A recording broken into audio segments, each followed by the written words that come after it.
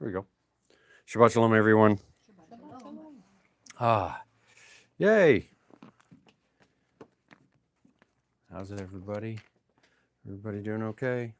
All right, excellent. So, today with Torah study with Rashi, we are going to start the famous Parsha of Yitro, which begins, so let's see here, Exodus or Shemot 18. We got some fun stuff today. It'd be great. I got maybe some surprises. We'll see what happens. Now, the context of what we're talking about, and actually, let me do this. Brukatadonai Eloheinu melech olam asher kiddush Hashem b'mitzvot v'tzavanu la'asok divrei Torah. All right, Shemot, chapter 18. Shabbat shalom, Rebbitzin. Can you hear me better? Am I louder? I'm hoping that the microphone is on this time because last week it wasn't, apparently. Okay. All right, so let's see here. Sound is fine. Yay. All right, so as normal, we're going to read from the complete Jewish Bible, and we're going to see what we can get out of this. I'm going to read chapter 18 because we're not going to get past that. We have a lot here. As this parshat is got. Well, what's in this parsha? What specifically is important in this parsha? Yes, the Debriah, the 10 words, or as some would say, the 10 commandments. We have that. Also, let's see here. When you look into Torah, Rabbi Bernstein, he's married to be a blessing, teach this, is that when you look in Torah, words do not have a special, it doesn't have like a special set apart type part. In other words, if you look at the Song at the Sea, right, you could see it in Torah as a set apart, in Torah itself. The 10 words are not, right? So it kind of, rolls the 10 words and it happens, and it kind of rolls into everything else. So just kind of putting that out there that, hey, the 10 words are important, obviously, and we're not going to, but, they're not like what would you say, the 10 words are separated from everything else. The 10 words are part of all of Torah. Are these Hebrew numbers not in them, in the Torah, in front of them? It's a good question to ask is, well, that's a good question to ask. So if you're talking about the Debriah, are those numbers in front of them? Well, let's find out. They're not poetry or a song. Yes, thank you, Rebbitzin. So this, as I'm grabbing here, is Rabbi Bernstein's Tikkun, which needs to have his binding redone because, he used it a lot. So, and it's old. So now we got to go find Shemot. And that's a good question. So I have to, oof. Well, look for the song. Yeah, I have to find it. Got to see here. Give me a second, guys. You know what? I'll come up with an answer later. I don't have time to look at that because I got a lot of things to discuss, although it's a good answer. And so if anybody who wants to know a tikkun, that like what this is and what we have on our reading table is brand new, is that I'm just going to show everybody here just so they get an idea what a tikkun is when we're talking about a book. All right. So now everybody else can see this. I'm going to show there first. So you see that you have two sides that are in Hebrew. Okay. One side has the nikud, or the vowel points, and the other side does not. The side that does not, this is how it looks in Torah. Right? If you wanted to see how is it going to look and when I find my place in Torah, and this, this will help you in the Hebrew part to find it in Torah and to help you pronounce it correctly on the other side. So it's a very interesting thing to look at. All right. So I'm just saying, you put that out there, if you wanted to know if things are correct, written from the Torah correct, like mezuzah, right? If you wanted to know that's correct, the tikkun is a helpful guide for that. Now, the Rebbetzin also made a note because she looked it up. They are not numbered in the Torah. I want to show her the make sure I lost my. Okay, they're not numbered in the Torah. That's why there are so many discrepancies in how we number them as compared to how the goyim or the Gentiles number them, right? And we're not going to talk about this today because we're not going to get that far today. But what is number one, right? And they're two totally different things on how you count number one. The Lord your God. That is number one. Some people may not like that, but that's what it is. Okay. All right. Well, sometimes they skip that part and add the other, the subsequent. They skip the Lord your God as number one. Yeah. Right. All right. So moving on. Thank you, Rebbetzin. Now, here we go. Exodus 18. Now Yitro, the priest of Midian,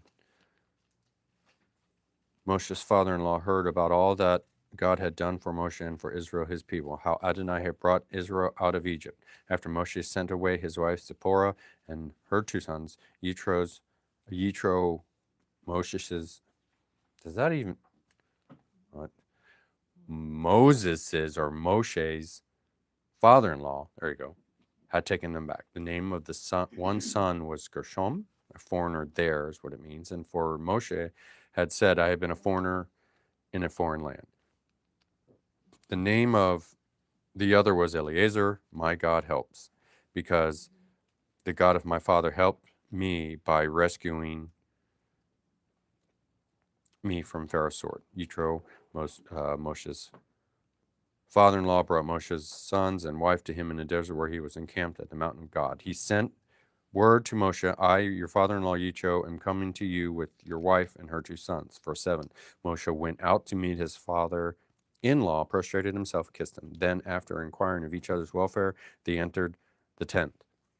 Moshe told his father-in-law all that Adonai had done to Pharaoh and the Egyptians for Israel's sake, all the hardships they had suffered while traveling, and how Adonai had rescued them. Yitro rejoiced over all the good that Adonai had done for Israel by rescuing them from the Egyptians. Yitro said, Blessed be Adonai, who has rescued you from the Egyptians, and from Pharaoh, who has rescued this people from the harsh hand of the Egyptians. Verse 11, Now I know that Adonai is greater than all gods, all other gods, because he rescued those who were treated so arrogantly. Yitro, Moshe's father-in-law, brought a burnt offering and sacrifices to God, and Aharon came with all the leaders of Israel to share the meal before God and before Moshe, his father-in-law. There's an awful lot of Moshe's father-in-law in this, I'm just saying. The following day, Moshe sat to settle disputes for the people, and while the people stood around Moshe from morning till evening, when Moshe's father-in-law saw all that he was doing to the people, he said, What is this that you are doing to the people? Why do you sit there alone with all the people standing around you from morning till evening? Moshe answered his father-in-law, It's because the people come to me seeking God's guidance. Whenever they have a dispute, it comes to me. I judge between one person and another, and I will explain to them God's laws and teachings. That makes sense. Moshe's father-in-law said to him, what you are doing isn't good. You will certainly wear yourself out, and not only yourself, but these people here with you as well. It's too much for you. You can't do it alone by yourself. So listen, verse 19. So listen now to what I have to say. I will give you some advice. God will be with you. You should represent the people before God, and you should bring their cases to God. Verse 20, you should also teach them the laws and the teachings, and show them how to live their lives and walk and what work they should do. But you should choose from among all the people competent men who are God-fearing, honest, and incorruptible to be their leaders, in charge of thousands, hundreds, fifties, and tens.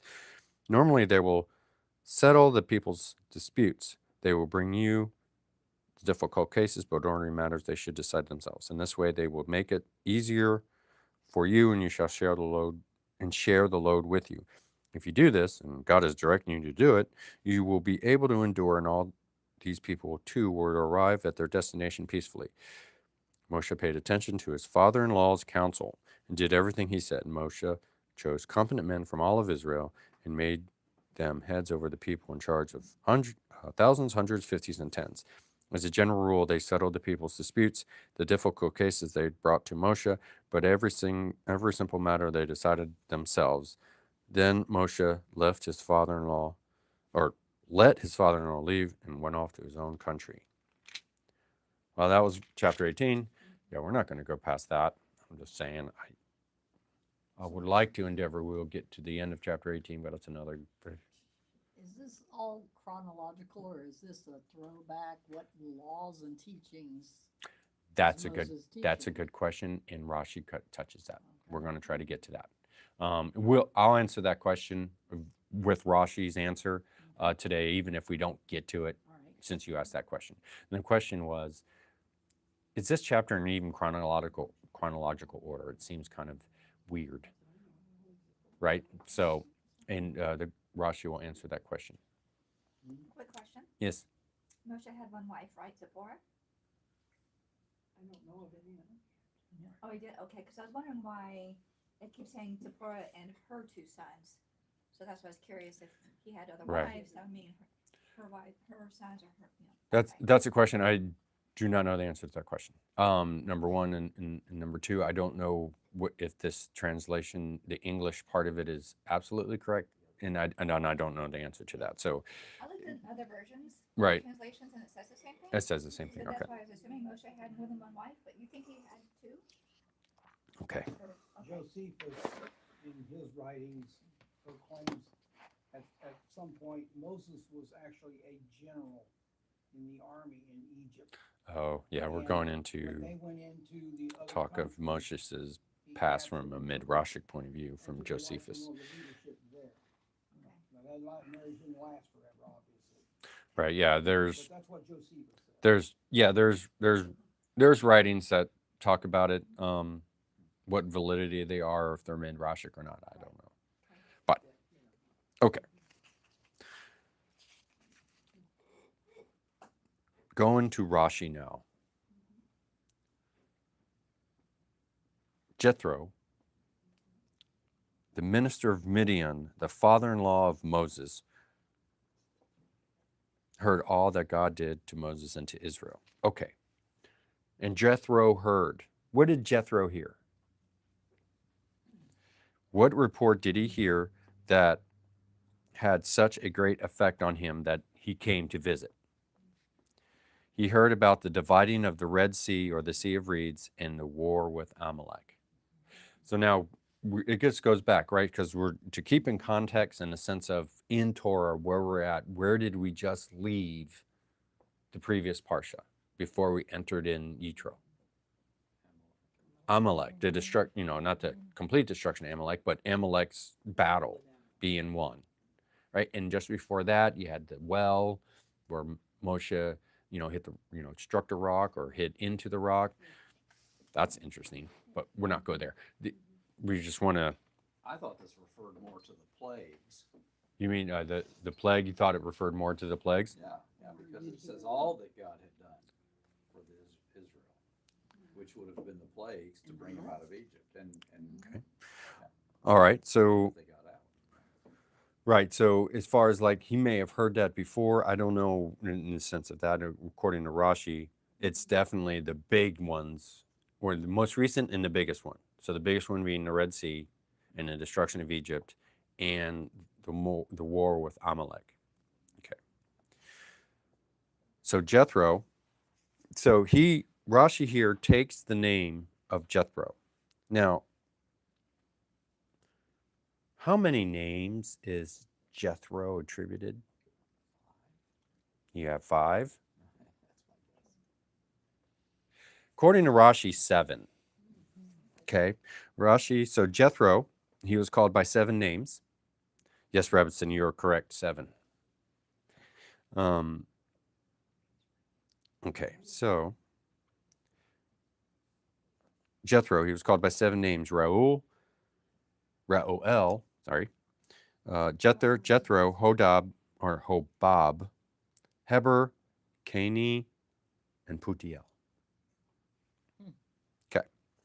He was called Jether, which means extra or more, because he caused one more passage of the Torah to be written, namely, and you see, which he's referring to below verses 21 and 23.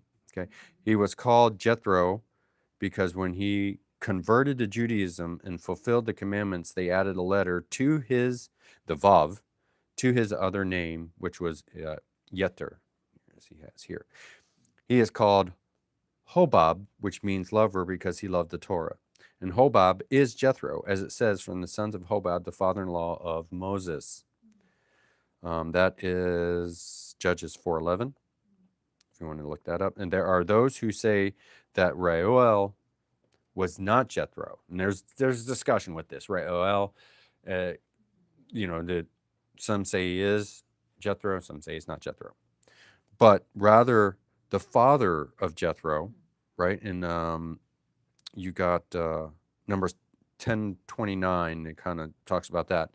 And what then is the meaning of the verse which says regarding the daughters of Jethro, and they came to Reuel, their father? Okay. The verse can refer to Reuel as their father because young children call their father's father, father. Right? So to go on, Grandfather. like their grandfather's father. So you go with Yaakov, right? Jacob. Did he call Abraham grandfather? And no, he probably just called him father, right? If you and that's what Rashi here is saying. Okay, moving on. The father-in-law of Moses, still in verse 1, by the way. Father-in-law of Moses. Here Jethro felt himself honored through Moses, right? Here Jethro felt himself honored through Moses as if he were saying, I am the father-in-law of the king. Right? Because Moses is he like anointed as king? And the answer is no. But is he being like a kingly figure in order of prominence? Yes. Okay. While in the past Moses attributed the greatness to his father-in-law, as it says, and he returned to Jethro, his father-in-law, which you can look at Mechilta in chapter 4, verse 18 of Shemot. To Moses and to Israel, Moses was equal to all of Israel. So I'm talking about here, phrase from verse 1, heard all that God did to Moses and to Israel, his people. Okay, to Moses and to Israel, Moses was equal to all of Israel. And that good, or that God, quote unquote, or Hashem did for them, okay, in the descent of the manna. Okay, that's a good thing. That's what the good that Hashem has done for Israel. So the manna and the well of water that accompanied them on their journey and in the battle with Amalek. Okay. So the well that accompanied Israel on their journey, what does that mean? Hmm? Some would say Oh, the baby rock rock. followed them. Did someone say the rock followed them? Okay. All right. So how do we know that they're talking about a rock? So, we have, there's this, it's really, did a well look like a rock and follow them? Right? You would think this is midrash. Could have it happened? Sure, why not? But he spoke to he hit the rock and the water came out. It did. The So water did that's come the out of a rock. rock. In the So water. it's a valid point. And if fire and smoke can follow them around. Right. And isn't there Rock and a something rock. about the rock in the New Testament? So, well, let's get the idea of the well being like a rock from Jewish writings. So, if you go to the Tosefta, right? So the Tosefta was written around the same time as the Mishnah, ish, which is around 200 CE. And so, the Tosefta is a book of explanations, halachot, maybe some more detail than the Mishnah. Now, the Mishnah takes, is primary. The Tosefta is a companion. It's the same time frame of a book that gives more information, or maybe some, not different, but just more explanation of some halachot on how the Mishnah may have come up with stuff. Additional writings, yeah, that'll work, right? Is it considered good? And the answer is yes. If you look at the Tosefta, it is very good stuff. It explains a lot. In fact, if you looked at a lot of Talmuds, depending on where part of, what tractate and whatever they're looking at, you will have on the sides of the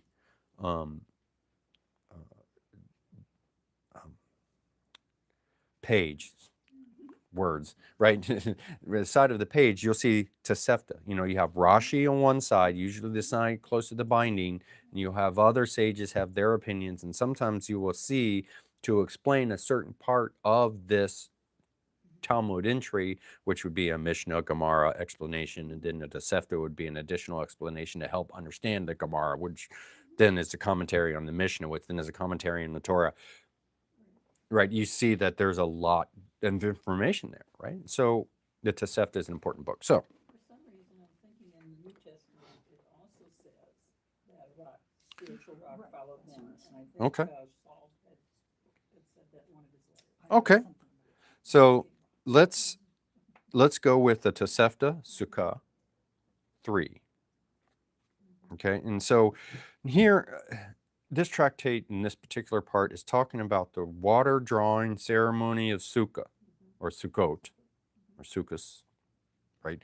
If you don't know about the water drawing ceremony, there is a video from Rabbi Bernstein on it, on our YouTube channel. So check it out. It's on the playlist of Moedim. Okay. But this is what this is talking about. It's huge, and I'm not going to read all of it. We ain't got no time for that. I would be there. I would be here reading for the rest of the time here. And there's a lot here. I mean, it's good, but I just don't have time. So to go to where it is. So the well, which was with Israel in the wilderness, was like a rock of the size of a kabara. K''BARA is the English translation of this. I tried to find it. I cannot find what size this is. I had Slade take a look at it. I don't know how big this is, but it's the size of a kabara, whatever that means. And was oozing out and rising as from the mouth of this flask, traveling with them up the mountains and going down with them to the valleys. Wherever Israel encamped, it encamped opposite them before the door of the tabernacle. The princes of Israel with their slaves surrounded it, and they said over it this song, "Spring up, O well, sing ye unto it." Then the waters bubbled forth and rose on high like a pillar, and everyone drew out the staff of his tribe and family, as it is said, the well which the princes digged with which the nobles of the people delved with scepter and with staves. And it goes further. But right there is, talked about a rock, right? So is it a midrash or did it really happen? It's a midrash. Did it really happen? You're missing a point. But anyway, so this being written-ish, now understanding the Tosefta and the Mishnah, whoever wrote the Tosefta in the Mishnah being Rabbi Yehuda HaNasi, did they make this stuff up? Like the Tosefta that I just read. Did that writer just make it up right just out of thin air as he's writing the Tosefta? And the answer is no. This is teachings that have been going on for years prior that they were compiling, redacting. They say redacted. Rabbi Bernstein said redacting, and I still have trouble because to me redacting is taking out, not adding. But editing? Maybe that might be something like that. But redacting would be an appropriate word. It's just in today's vernacular, it's kind of means something different. So now I've had some mentionings of the Brit Hadashah, if the Brit Hadashah mentions anything like this, and the answer is yes. It would be in 1 Corinthians. 1 Corinthians chapter 10, that's where you would want to go to. Make sure I don't lose my place. Okay, just going to go there. 1 Corinthians, find it real fast. Okay. No, isn't that? Yes. Okay, 1 Corinthians chapter 10. Right, so I'm going to start off in verse 1. Okay. For brothers, understand. Okay, before I read this, let's understand the First Corinthians, the book. Right, the book is written by Shaul or Paul. Who is it written to? It's written to a messianic community in Corinth that had both Jewish believers and Goyim believers. Right, both of them would be a part of it. Because Shaul, there's talk about it in the book of Acts regarding him becoming friends with a synagogue leader there who became a believer in the book of Acts. Okay, that's around Acts 18-ish, I think. I don't know. Don't quote me on that. All right. Now, 1 Corinthians 10:1. For brothers, I don't want you to miss the significance of what happened to our fathers. Our fathers would be who? Yeah, of Israel, right? It's previous. It's not talking about any other father. Okay. All of them were guided by the pillar of cloud. Yeah. And they all passed through the sea. That would be Red Sea, right? In connection with the cloud and with the sea, they were all immersed themselves into Moshe. Some translations say baptized into Moshe. So now, what does that mean? Right? Some would say he's baptized into Moses' leadership and things like that. But let's just take it back and say, what if you're baptized into Moshe, what are you baptized into? Torah. I mean, I see your point, but the idea is Torah. If you're baptized into Moshe, you're going into Torah. And I think this includes the mixed multitude when you think about it. The mixed multitude are definitely...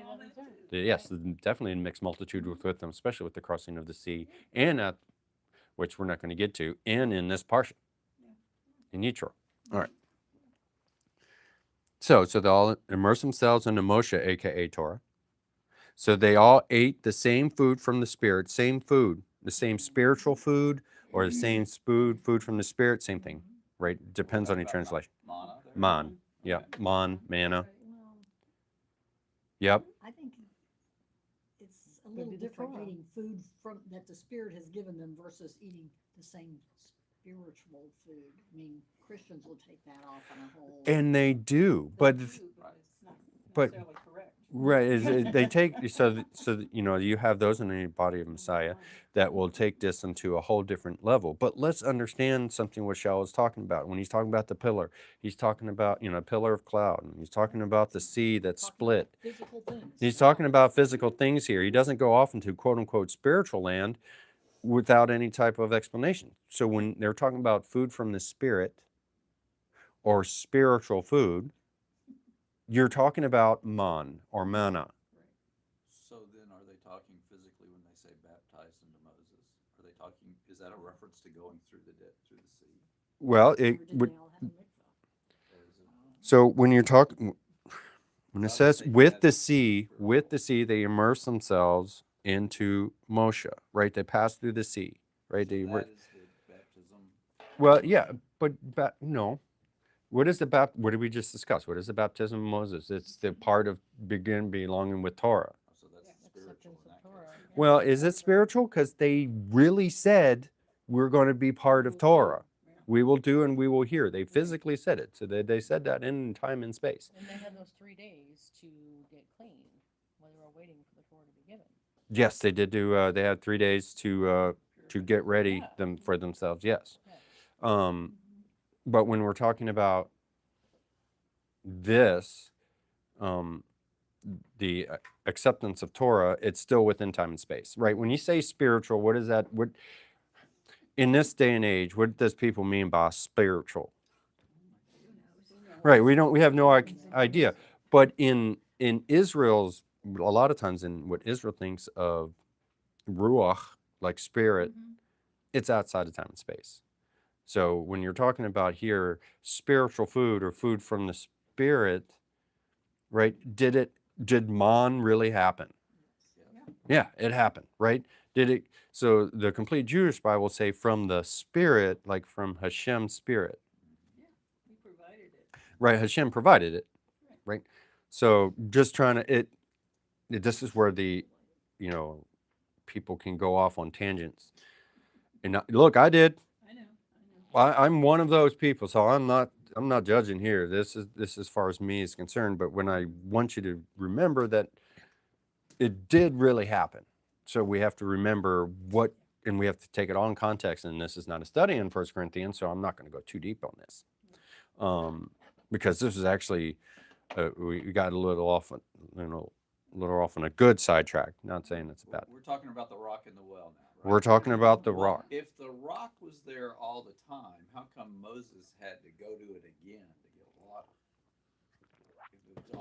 If it's always giving them water.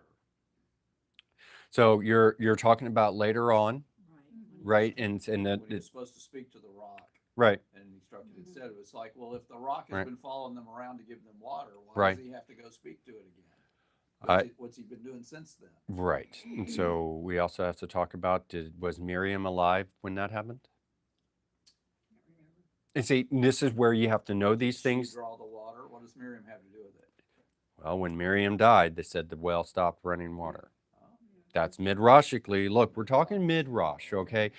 You're talking about a rock that followed them in real life, and I don't know if that truly On happened. the one hand, it's like, well, God was giving them meat and he was giving them bread.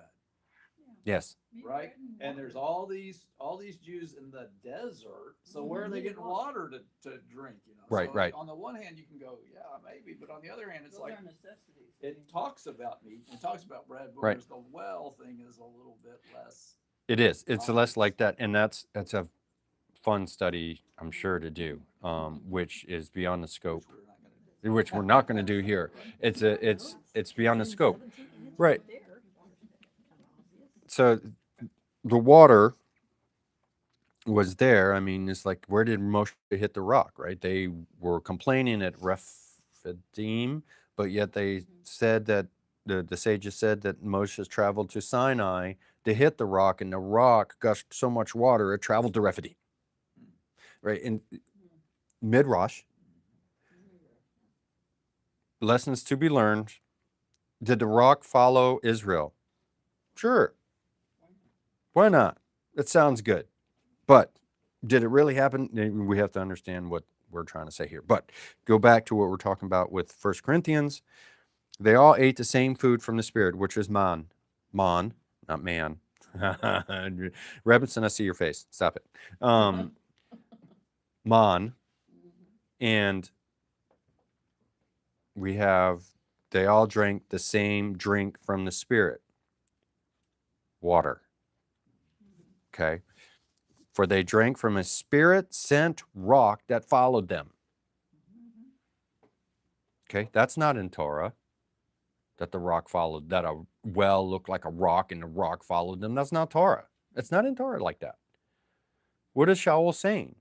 Oh, he is giving the same type of midrash that's in the Tosefta, Sukkah 3, which means it's Jewish. I just want to... It must have been before he converted. It must be before he converted. And he's writing to the Corinthians, right? And he's writing to the Corinthians, right? All I'm saying is that Shaul is even given Jewish midrashim to, oral Torah for Corinth, Galatia, in a lot of other places, and people don't want to admit. Some people don't want to admit to the fact that like Slade right now is doing a series on the Brit Hadashah in the Talmud, not vice versa, not the Talmud in the Brit Hadashah. He's taking the Brit Hadashah and putting it in the Talmud. Here, Paul has put the letter 1 Corinthians into the Tosefta, because this was being taught at Shaul's time and before. This whole rock that followed Israel midrash. Just saying, this is very Jewish in Corinth, and it's fun. I thought it was fun. I've always imagined a rock like a standing obelisk type thing. Sure. What if it's a rock in the ground? That would make it more like a well. You would think a rock in the ground. Rock in the Maybe. ground, and everywhere they camped, water came up out of the ground. Right. Yeah, maybe. I mean, it could be interesting. Look, there's people that say no, they don't say, and there's people that say that there's a rock in Mount Sinai that has a split down the Seen a center. picture of it, I yes. don't know if that's real, but the idea is that, okay, well, that's proof the rock didn't follow. Then obviously you misunderstood midrash. But Maybe the split was from the second time. it's my second time. Maybe the second time the split. That's good. All right, so that's kind of a fun point. I like to say that, hey, was Shaul still Jewish after his belief in the Mashiach? And the answer is yes, very much so. And the more you study it, the more Jewish he gets. He gets more rabbinical. He gets very rabbinical, which, just saying, I mean. That's why the churches had to go a big step.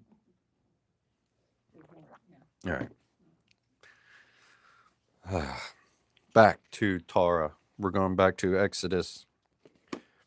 So we were still in verse 1.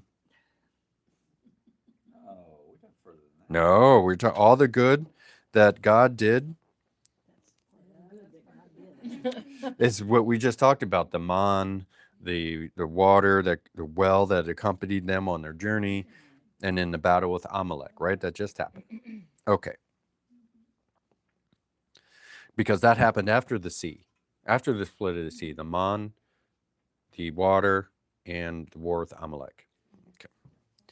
Verse 2, yay! All right.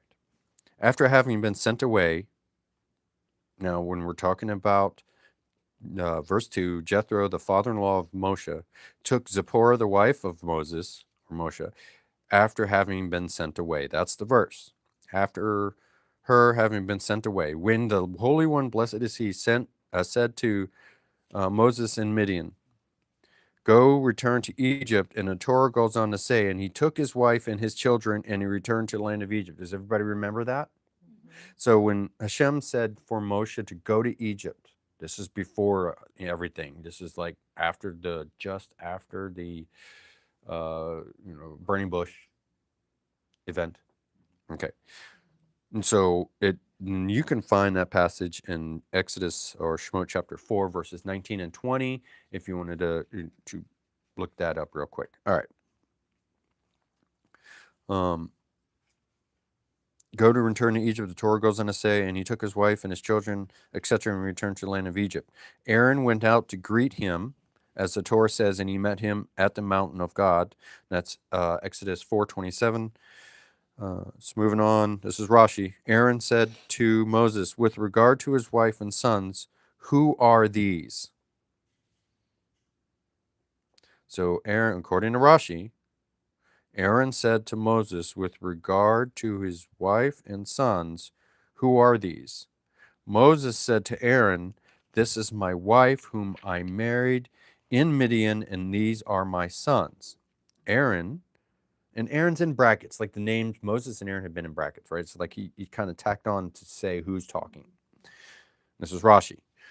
Aaron said to him, and where are you taking them? Moses said to him, to Aaron, to Egypt. And Aaron said to Moses, we grieve over the first ones who are already in Egypt, and you come to add more people to them.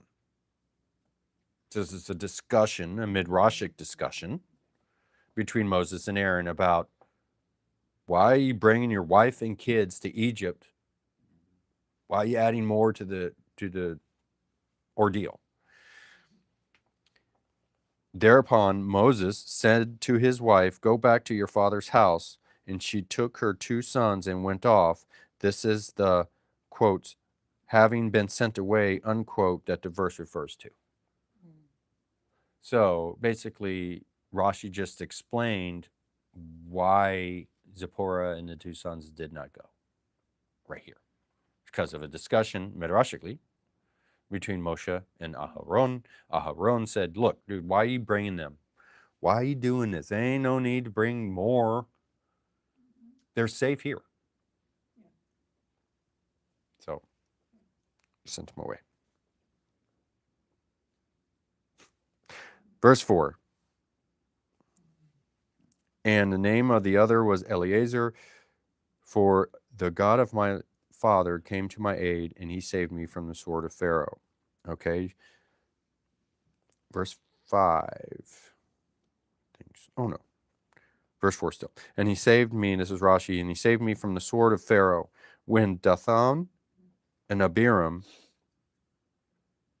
revealed what they know about the matter of the Egyptian who Moses had killed. Does that sound familiar? And we didn't talk about it with Rashi because we never got there. But when we're talking about who are the 2 that were witnessed Moshe killing the Egyptian, they were the snitches.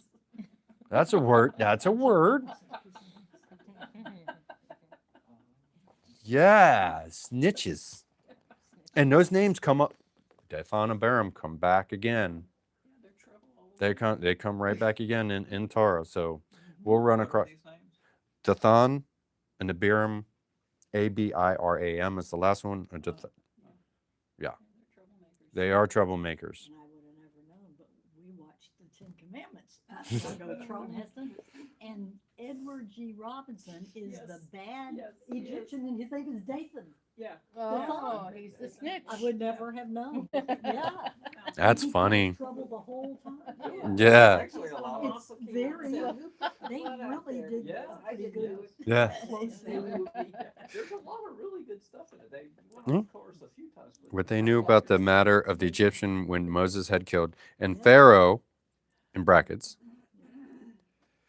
sought to kill Moses, right? And this is Midrash. Moses' neck became as hard as a pillar of marble, and the blade of the sword could not penetrate it. That's Midrash. So couldn't kill him. they couldn't kill him. That's it. Yeah. They couldn't kill him. Alone.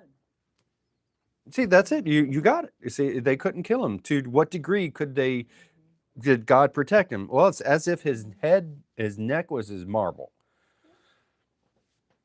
Did his neck really turn to marble? Really?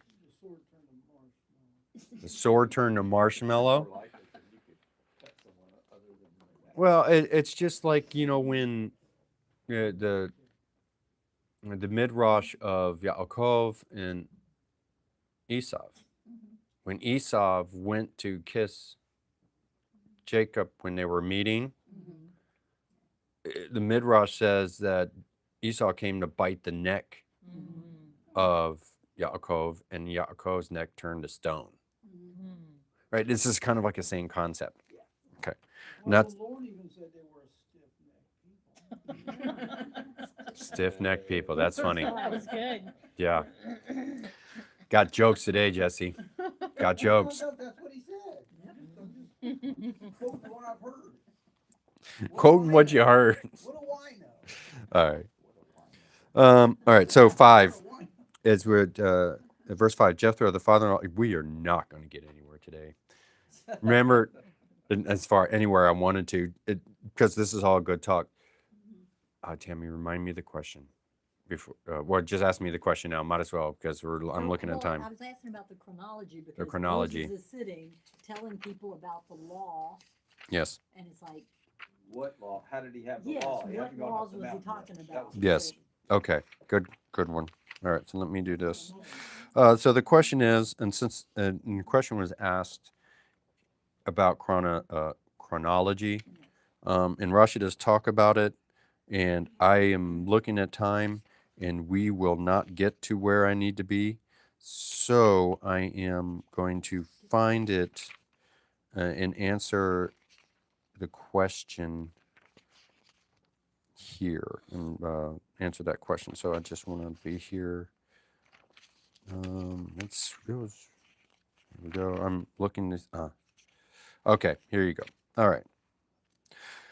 So I'm going to do we're going to go back, but I'm going to do a jump to verse 13 of this chapter. Okay, and Rashi has a lot to say. And this is about chronology. Because remember what, Slade and I have said, is Torah written in chronological order? No. It doesn't always, it doesn't fit in a complete chronological timeline. It doesn't. That would be too easy. So we're going to go to verse 13. Verse 13 says, it was on the next day that Moses sat to judge the people. Okay. Here's Rashi on verse 13, on the phrase, just the phrase, and it was on the next day. All right. Let me get a drink of coffee before I go. It's a long one. Okay. And it was on the next day. It was the day after Yom Kippur. which wasn't given yet. Supposedly. Which wasn't given yet, supposedly. So the day after Yom Kippur. That's closer to Pesach. This is like the Pesach time frame that we're thinking, but as far as like if we're going in chronological order, that would be the thinking that it would be closer to Passover than it would be Yom Kippur. But what Rashi is saying here from a time frame, it was the day after Yom Kippur. So now let's talk about what he's saying here. Why is it after the day of Yom Kippur? What happened on Yom Kippur of this time frame? That's why Rashi's saying it. Moshe came down from the mountain with the second set of tablets on Yom Kippur. Moving on. Rashi mentions something. Okay. He was there 40 days, and then he came down, and who knows how long he was hanging around, and then went back 40 days. Yeah. So it was on the next day. It was the day after Yom Kippur.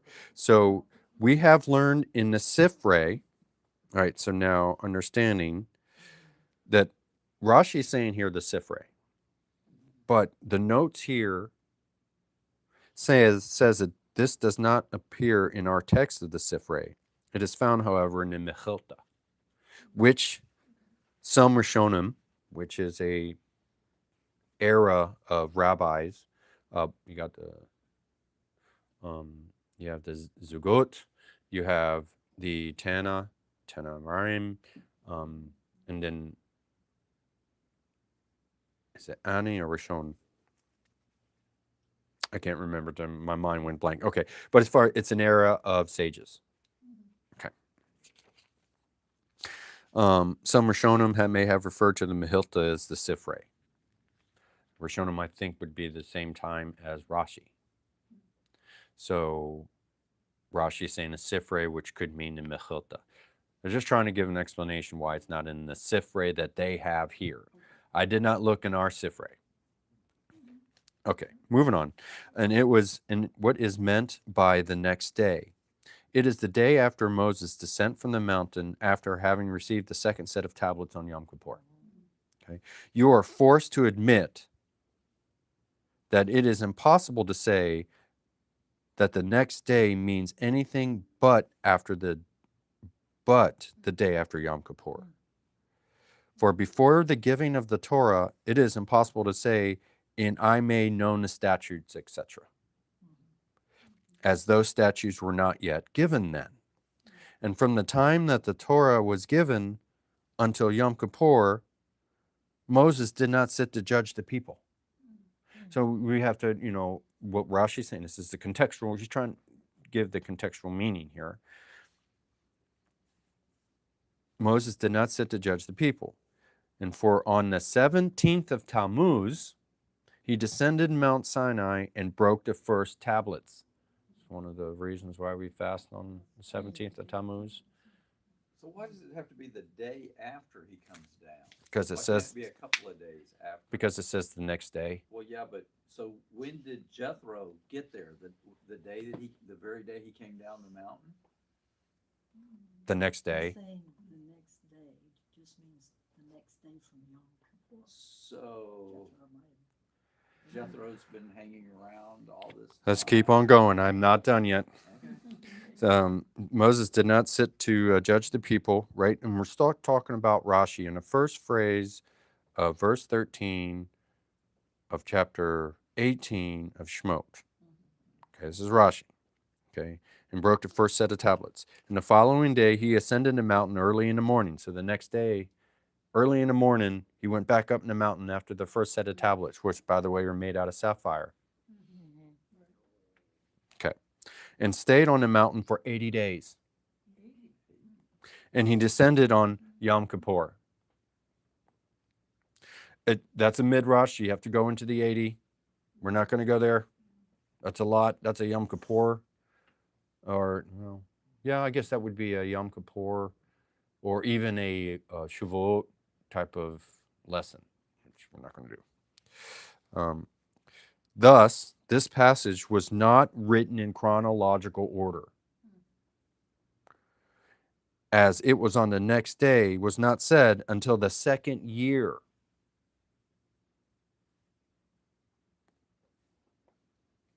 Does anybody understand why he said the second year? After Rosh Hashanah. After Rosh Hashanah, right? Because 17 of Tammuz was before the Rosh Hashanah. And then Yom Kippur is after Rosh Hashanah. Then, so when we're talking about in the second year, does it 2 whole years have to elapse? No. No. Right? So if you're talking about, even if it's, and this, Right. yeah, it could be 2 days, 3 days, and 1 day. Perfect example of that is Tu B'Shvat, Right. right? If you have a tree, You planted yesterday. Just planted it. yeah, that was planted a couple days before Tu B'Shvat, Yeah. It's a year old. it's a year old. And then the following, and it would be 2 years old, even it could be not 600 and some odd days old. It's not, that's not how it works, right? And it's the same thing with Elul the first and the tithe of animals and so on stuff. How old is my animal? I don't know. What's the day of the year? Because I can tell you how old my animals are if it's Elul the first or not, right? My animal is, let's just say Elul the first is August the 1st. That's not what it is, but I'm just saying, what if it is? And my animal was born July 1st. It will be a year old, even though it would be technically like 4 months old or 3 months old, whatever you want to, how many months old it is. And to a lot of people, and to my mind back in the day, I would make absolutely no sense, right? You're 2 years old after 2 full years. Well, no, right? It's like I'm quote unquote 50 years old, but I'm in my 51st year. So next month, I'll be 51. which means I will be starting my 52nd year. Huh? Nice bringing that into the conversation. Slick. Right. You like that? Coming Just up. FYI. Yeah. Yep. Yeah. Hint, hint, wink, wink, right? I don't know. So, just to be Go clear, ahead. are we saying that Jethro showed up? When did, is that not chronological either? Let me keep moving. I still got more to go. All right. Even in the opinion of the one who says that Jethro came to join the Israelites before the giving of Torah, right? Even in the opinion of those that he showed up before Torah, his being sent off to his land, mentioned in verse 27 of this parsha of this chapter, before the revelation of Mount Sinai, did not take place until after the second year. In other words, him being sent off to his land happened in the second year. It happened later. In other words, when he left, truthfully left. Right? He didn't come back. That's what I'm saying. And for it says here, and Moses sent his father-in-law, and he went off to his land, we find in the passage immediately following the travel of the tribes under the respective standards. So in the book of Bamidbar, I think it's Bamidbar, that Moshe sent, that Yitro left to go to his land, the tribe started traveling right after, according to Torah. So that means that this chapter is not in chronological order, and you have to figure out, you don't have to figure out, but just understand it's not in chronological order. And Moses said to Jethro, we are traveling to the place, etc. Please do not leave us. This is later. If this incident, just so you know, that's Numbers 10, 29 through 31. If the incident of Jethro's returning related in verse 27 had taken place before the giving of Torah, once Moses had sent Jethro off and he had gone, where do we find in Torah that he returned? Basically, where in the Torah, like in Shemot, here in this chapter, which is chapter 18, Jethro left. Where in Torah does he return back by the time of Numbers or Bamidbar 10? It doesn't say.